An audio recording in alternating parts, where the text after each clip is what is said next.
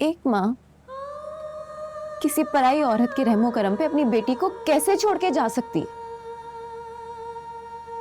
इतनी जालिम, इतनी जालिम। जालिम वो नहीं थी, जालिम वो है जिसने तुमसे ये झूठ बोला है।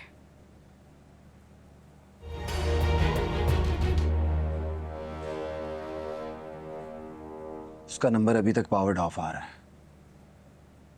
मुझे तो डर लग रहा है कि ये लड़की एक बार फिर कोई ऐसा वैसा कदम ना उठा ले। जानते तो हो तुम उसे, कुछ भी करने से पहले जरा भी नहीं सोचती है।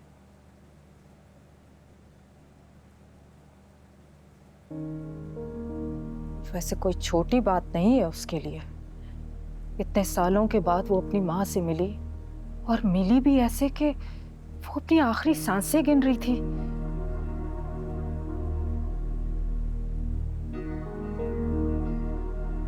और वो लड़की महानूर जिसने जैन को उससे छीन लिया, वही उसकी बहन निकली।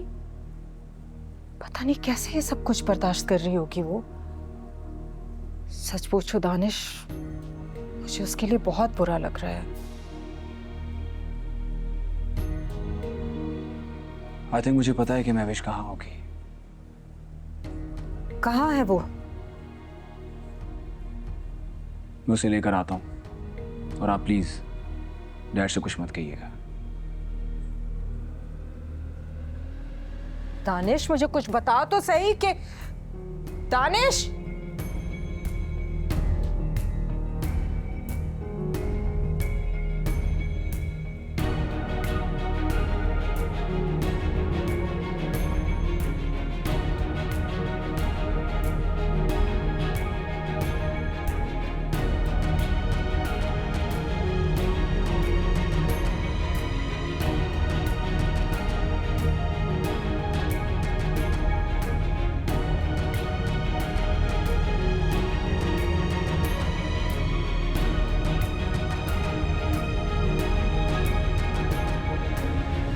नफरत थी मुझे अपनी माँ से, बल्कि नफरत है मुझे अपनी माँ से।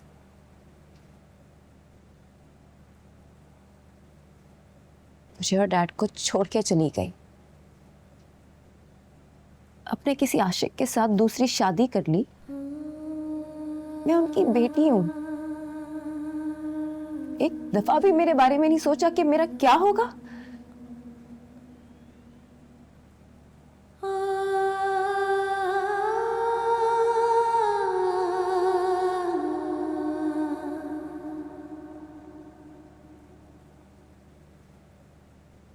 एक माँ किसी पराई औरत के रहमो करम पे अपनी बेटी को कैसे छोड़ के जा सकती है? इतनी जालिम, इतनी जालिम। जालिम वो नहीं थी, जालिम वो है जिसने तुमसे ये झूठ बोला है।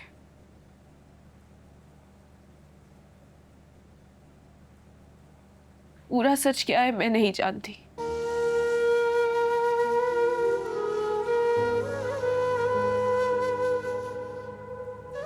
मगर इतना जानती हूं कि वो जो मर गई,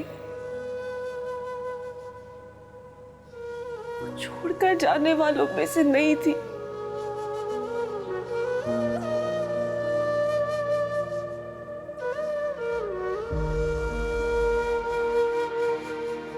रीमा ने सारी जिंदगी दूसरी शादी नहीं की। सारी जिंदगी वो एक नाम के सहारे बैठी रही, और वो नाम था दिलावर अली।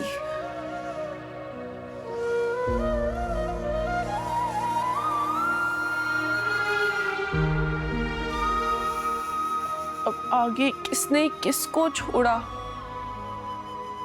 तुम अपने बाप से जाके पूछना।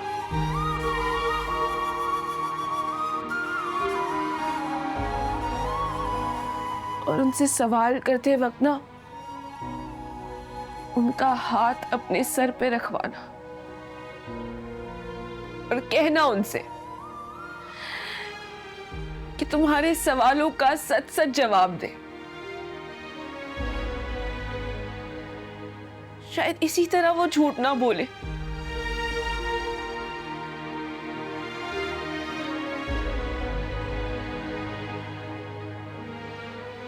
और मैं तुम्हारी बात को सच कैसे मानूं? तो मत मानो। मैं कहाँ कह रही हूँ कि तुम मेरी बात को सच मानो। तुम अपनी आंखें खुली रखो या बंद,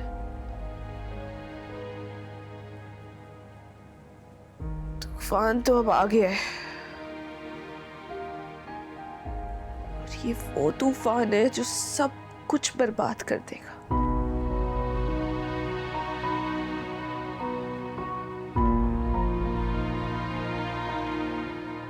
मेरी माँ इस दुनिया से बहुत अजियत में गई है।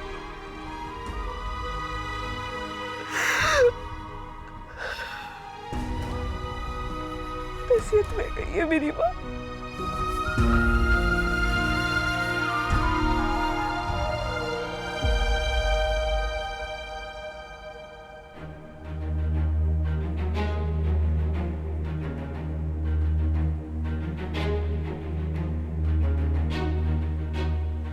उसके एक एक आंसू का बदला मैं दिलावर अली से लूंगी। एक एक आंसू का बदला।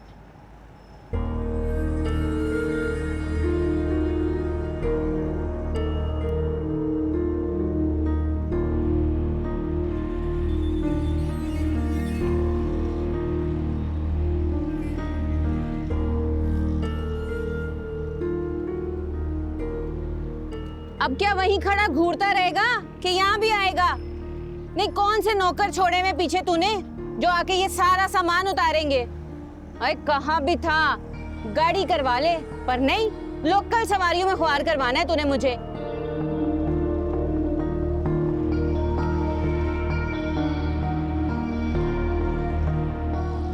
अच्छा अच्छा, बस भी कर दे। सारे रास्ते तेरी बक बक नहीं खत्म हुई। अल्लाह के फजल से पहुंच ही गए ना। हाय, मेरा तो लकी हिल गया रिक्शे में बैठ के। अब पता भी चेक कर ले यही है कि नहीं।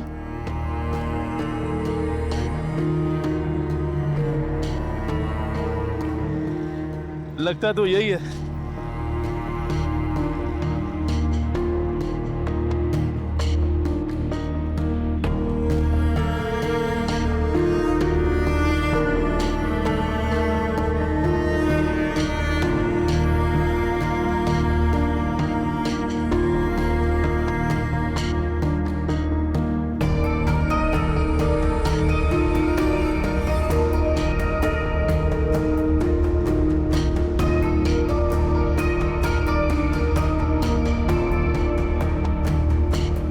बेटा,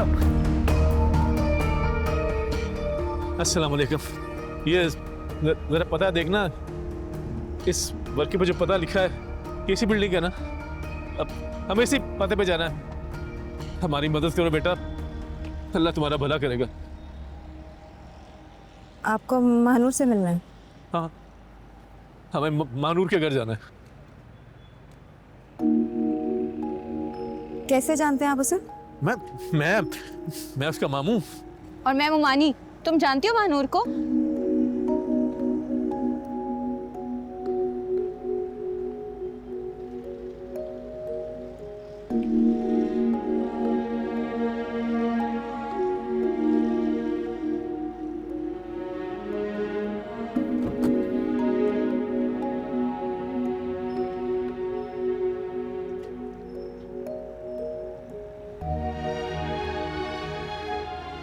महविश, कौन है ये लोग?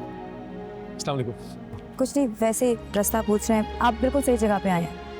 तुम्हें पता है हम लोग कितने परेशान हैं। चलो कर सर मेहरबानी। मैं भी नहीं आ सकती शानज़े। यार प्लीज़ ट्राई टू अंडरस्टैंड। देखो तुम मॉम को मेरी सिचुएशन के बारे में बताओ। मैं महानूर को इस तरह अकेले नहीं छोड़ सकती, उसको ज़रूरत है मेरी। क्या हुआ तानी? कुछ नहीं। अच्छा शानज़े मेरी बात सुनो, मैं तुमसे बाद में बात करती हूँ, ठीक है? ओके, अल्लाह हाफ़िज़।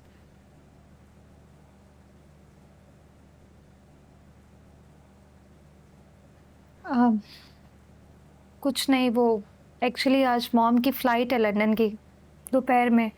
वो 2 मंथ्स के लिए खाला के पास जाना चाह रही हैं। तो बस मेरी बहन की कॉल थी और वो कह रही है कि मुझे घर पर होना चाहिए। हाँ तो सही तो कह रही है, तुम्हें इस वक्त घर पर होना चाहिए।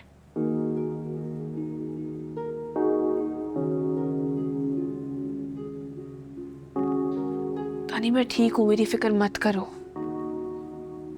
एयरपोर्ट जाओ, अपनी अम्मी को सी ऑफ करो। जिंदगी में माँ से अहम कोई रिश्ता नहीं होता,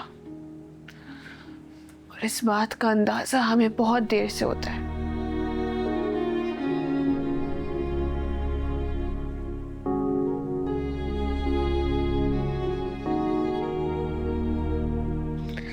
इसलिए तुम जाओ, अपनी अम्मी से मिलो, उन्हें अच्छे से खुदा हाफिज कहो।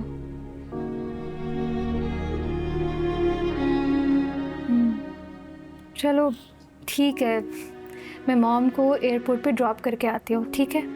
जब तक तुम अपना ख्याल रखना।